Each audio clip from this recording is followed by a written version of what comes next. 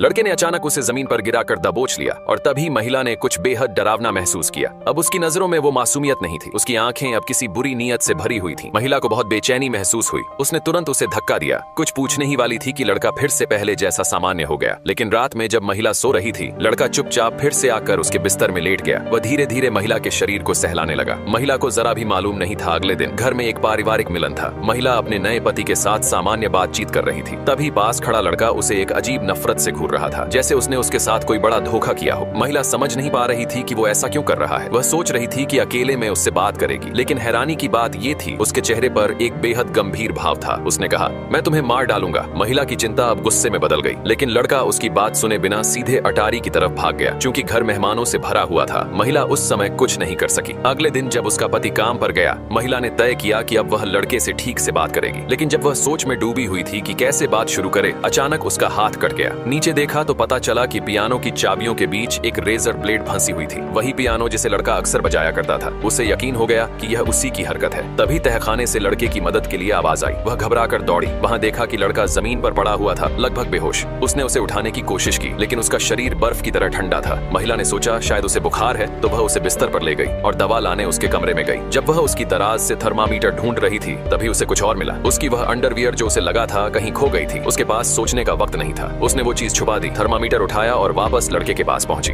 वहां लड़का धीरे धीरे कुछ बड़बड़ा रहा था। उसकी आवाज अस्पष्ट थी। महिला पास झुकी ताकि उसकी बात सुन सके। तभी लड़के ने अचानक अपनी आंखें खोल दी। महिला का सिर गुस्से से चकरा गया। वह सीधे उसे ढूंढने निकली, लेकिन लिविंग रूम में देखा कि फैमिली फोटो फ्रेम टूटा हुआ पड़ा है। उसने उसे उठाकर वापस जोड़ा और गुस्से में लड़के को पुकारा। लड़का सामने आया, लेकिन इससे पहले कि वह कुछ कहती, वह भाग गया और जानबूझकर उसे पीछे के आंगन की तरफ खींच ले गया। फिर महिला नुकीले खंजर पर गिर गई और उसने जो देखा डर गई।